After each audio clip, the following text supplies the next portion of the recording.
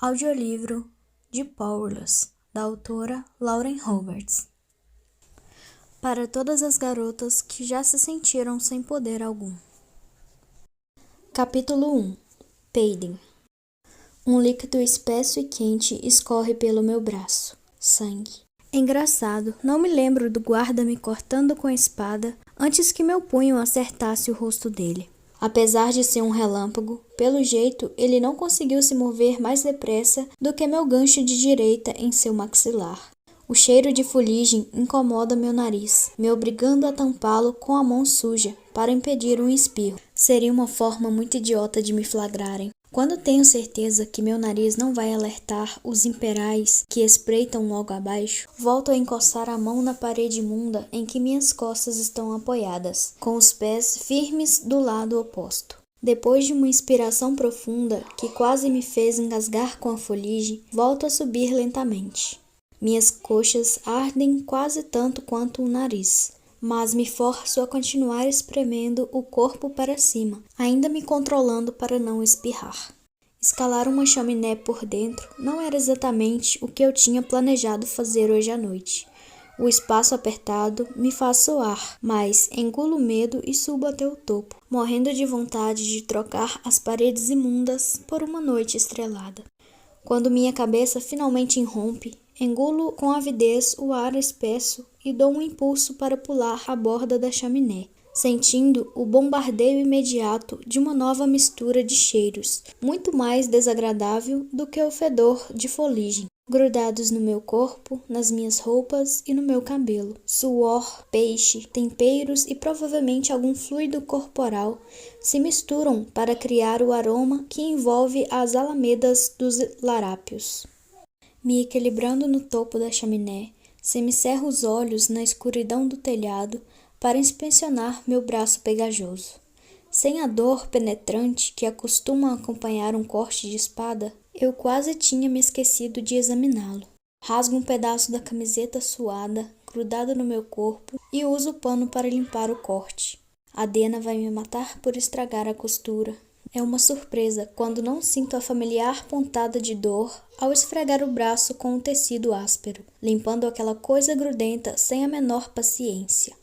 E é então que eu sinto o cheiro.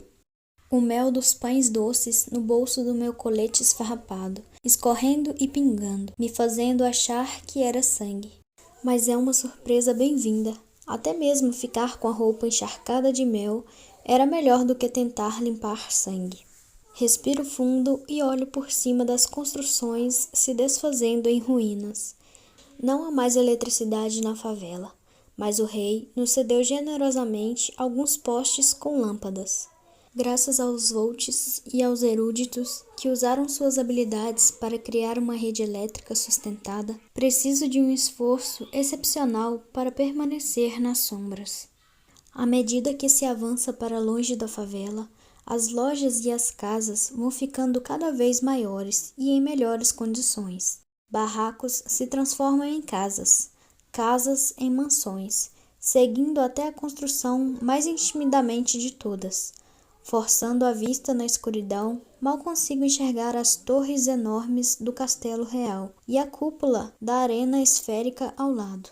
Meus olhos se voltam para a rua que se desdenha à minha frente e examino as construções precárias ao redor.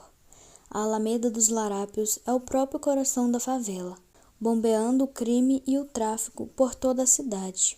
Percorro com o olhar as dezenas de becos e vias que se ramificam, me perdendo no labirinto urbano antes de dirigir um suspiro e um pequeno sorriso à familiar rua abaixo de mim.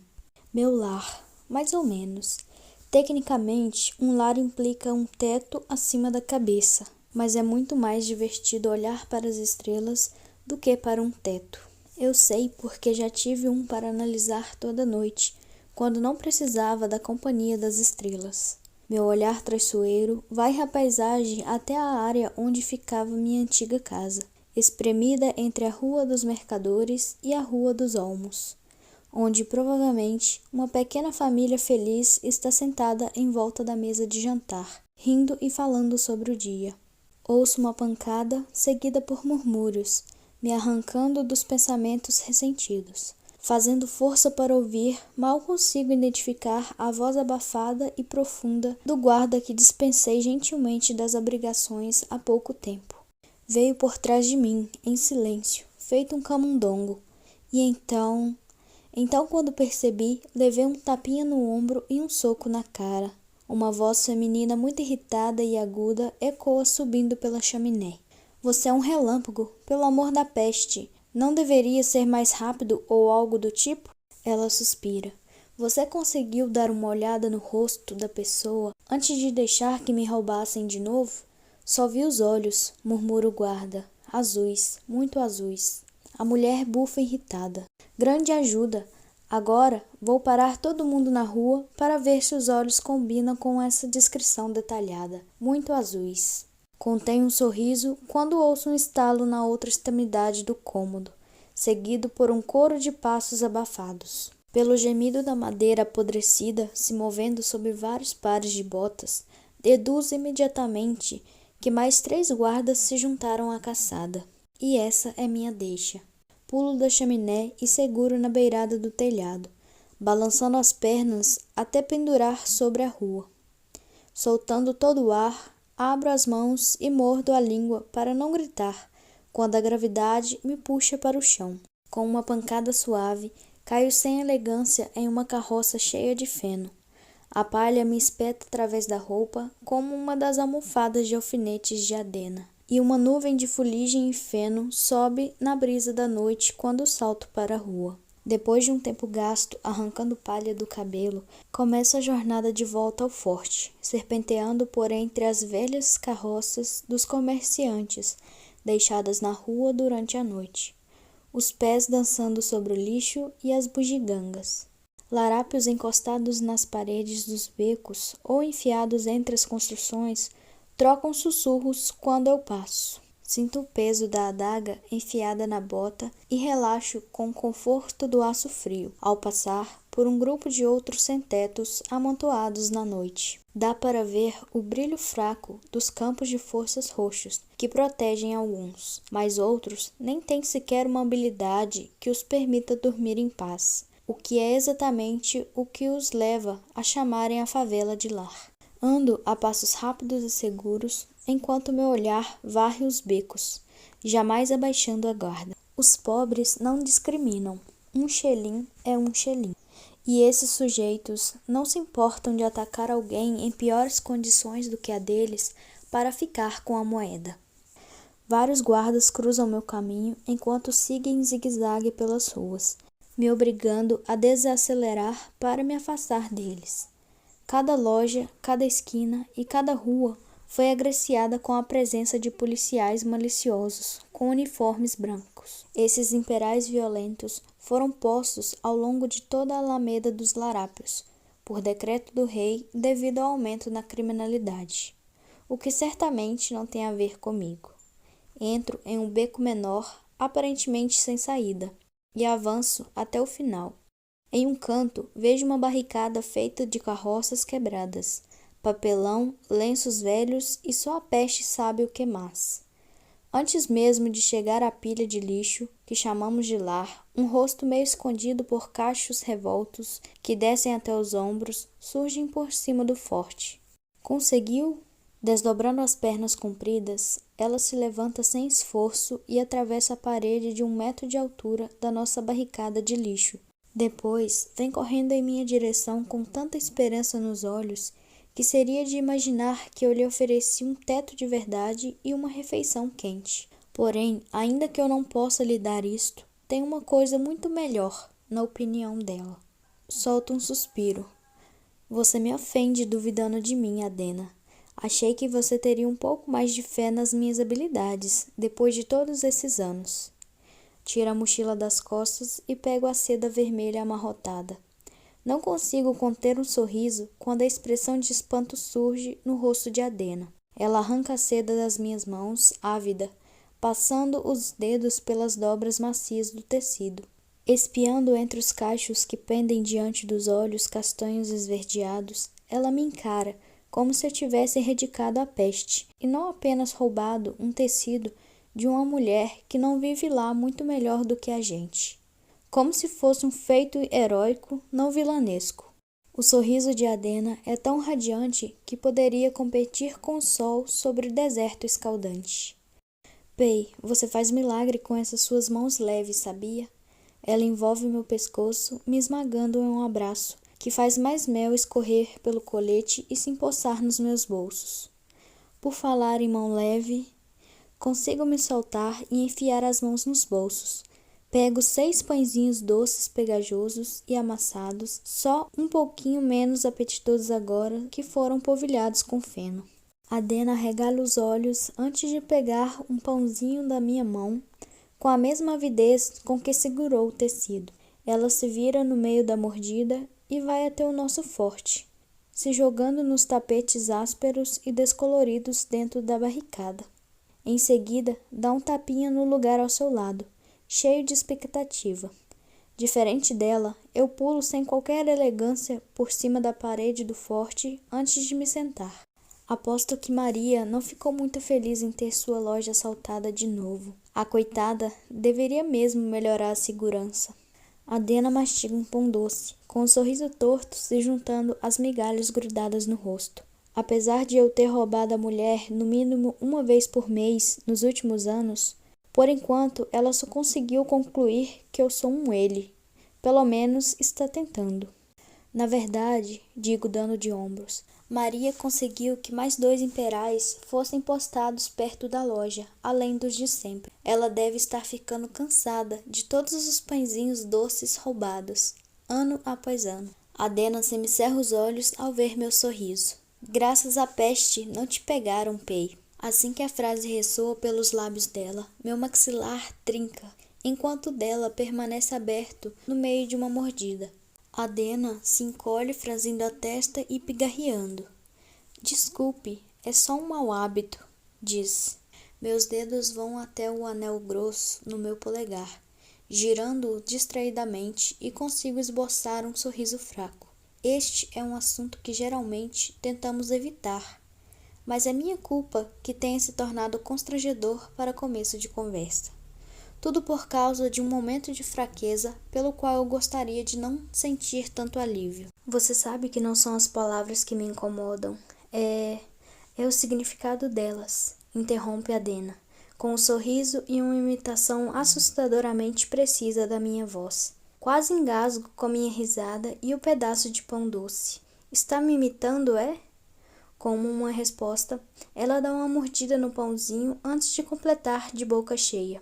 E não é a peste que deixa você enjoada, é o que veio depois. Minha resposta é assentir devagar, traçando com os dedos, de maneira distraída, a estampa gasta do tapete. Uma sensação familiar sob minha mão. A ideia de agradecer à peste, que matou milhares de ilianos, tira o meu apetite, até mesmo pelos pães doces. De agradecer a algo que provocou tanta dor, tanta morte e tanta segregação. Mas tudo o que importa na sociedade agora é quem a peste não matou. O reino ficou isolado durante anos para impedir que a doença se espalhasse pelas cidades ao redor. E somente os mais fortes em Ilia sobreviveram a enfermidades que alterou a genética dos seres humanos. Os rápidos ficaram extremamente velozes. Os fortes ficaram imbatíveis. E os que se esgueiravam nas sombras se tornaram sombras. Inúmeras habilidades sobrenaturais agraciadas somente aos ilianos, todas variando em força, propósito e poder. Dons concedidos como recompensa pela sobrevivência. Eles são os notáveis, são os extraordinários, são os excepcionais. Só tome cuidado, Pei. Se te pegarem e você não puder se livrar na lábia, eu vou ficar bem. Declaro em um tom meio casual demais, ignorando a preocupação que me invade. É isso que eu faço, Adena. É o que sempre fiz. Ela suspira sorrindo e faz um gesto de desdém. Eu sei. Você sabe se virar como os notáveis.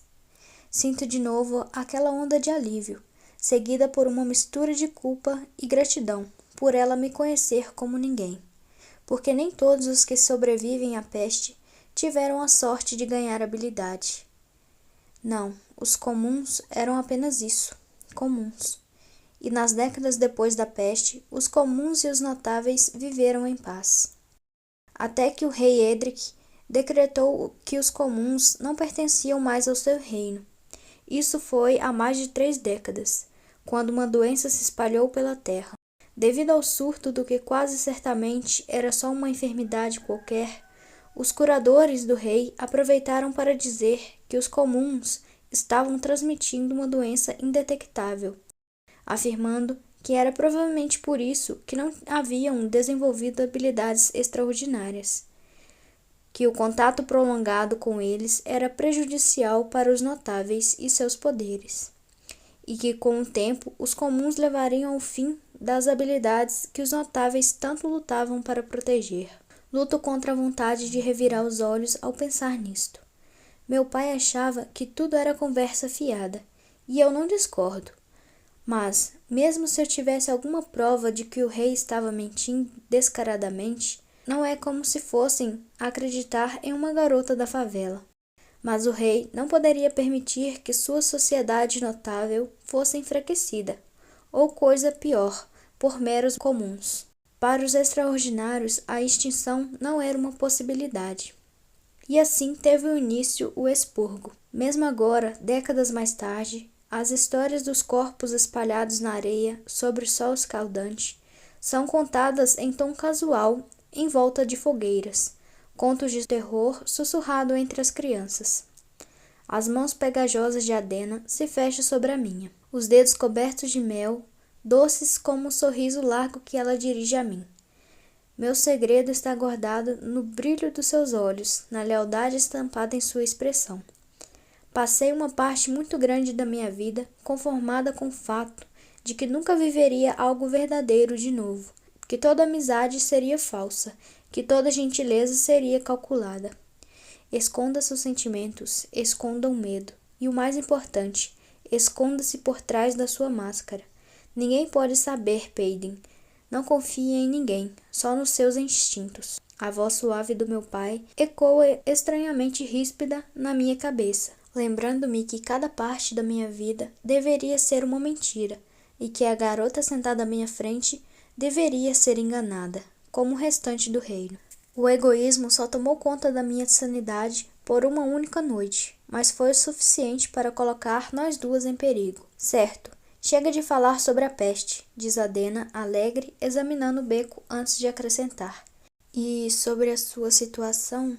Não me dou o trabalho de reprimir um sorriso de descontentamento. Parece que 2 anos não foram tempo suficiente para você treinar sua sutileza, Adena. Duvido que ela sequer esteja me escutando. Duvido que consiga se concentrar em qualquer coisa além do tecido que agora desliza entre seus dedos, com os olhos castanhos esverdeados, examinando o material de costura. Adena abandona o assunto anterior para falar sobre a peça que fará com a sua seda nova. Suas mãos, marrons calorosa, mergulham nos retalhos sobre a luz do poste, dobrando beiradas, prendendo alfinetes nos cantos e furando os dedos, o que a faz xingar. Entramos no tipo de conversa fácil, que só acontece depois de vários anos sobrevivendo lado a lado nas ruas, o que facilita a interpretação das palavras emboladas que Adena solta, enquanto segura os alfinetes entre os lábios. Deito-me finalmente, relaxando, enquanto observo seus dedos firmes e a testa franzida. Adena, concentrada demais no trabalho para dormir. Uma pontada de dor na cintura me faz abrir os olhos de repente. Sentindo a pedra afiada que brota no piso do beco, resmungo grogue. Escuta o que eu estou te dizendo. Um dia desses, vou roubar uma cama. Adena revira os olhos exatamente como em todas as noites em que faço a mesma promessa vazia. Só acredito vendo, Pei, responde cantarolando. Já me revirei de um lado para o outro mais ou menos umas 20 vezes, quando um cobertor áspero e embolado me atinge na cabeça.